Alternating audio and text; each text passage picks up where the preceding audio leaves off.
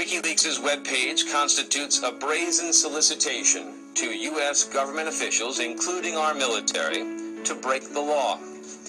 WikiLeaks' public assertion that submitting confidential material to WikiLeaks is safe, easy, and protected by law is materially false and misleading. The Department of Defense therefore also demands that WikiLeaks discontinue any solicitation of this type.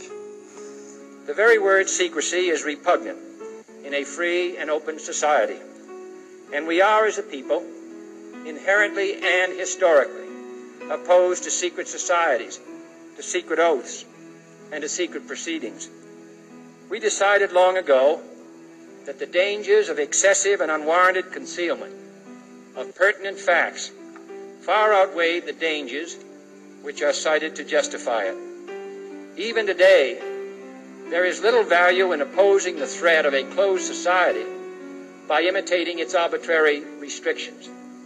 Even today, there is little value in ensuring the survival of our nation if our traditions do not survive with it.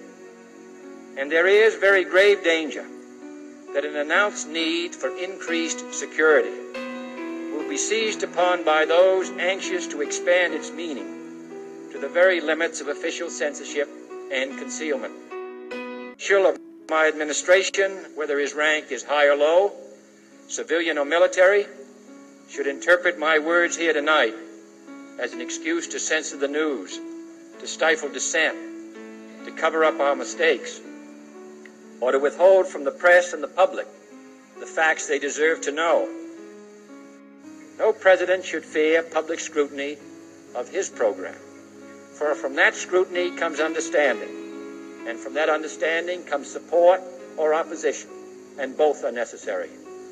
I am not asking your newspapers to support an administration, but I am asking your help in the tremendous task of informing and alerting the American people. For I have complete confidence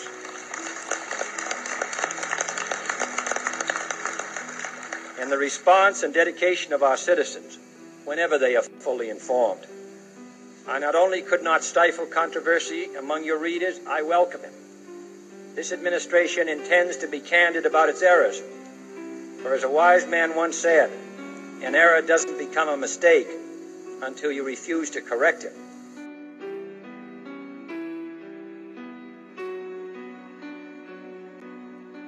If Assange can be convicted of a crime for publishing information that he did not steal, what does this say about the future of the First Amendment and the independence of the Internet?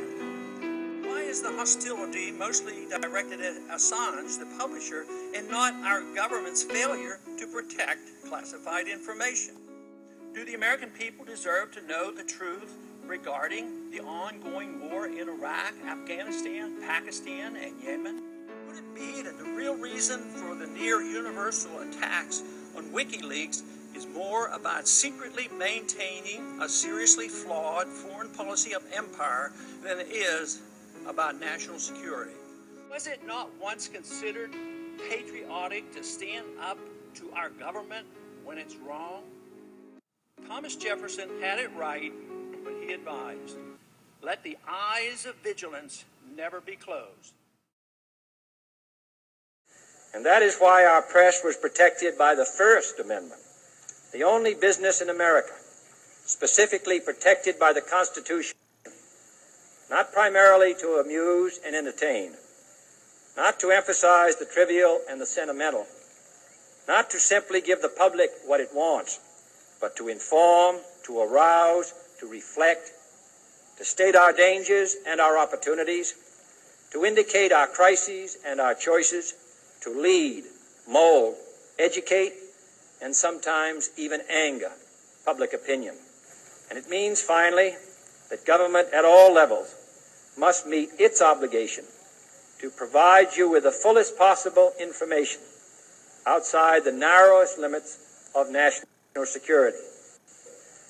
And so it is to the printing press, to the recorder of man's deeds, the keeper of his conscience, the courier of his news, that we look for strength and assistance, confident that with your help, Man will be what he was born to be, free and independent.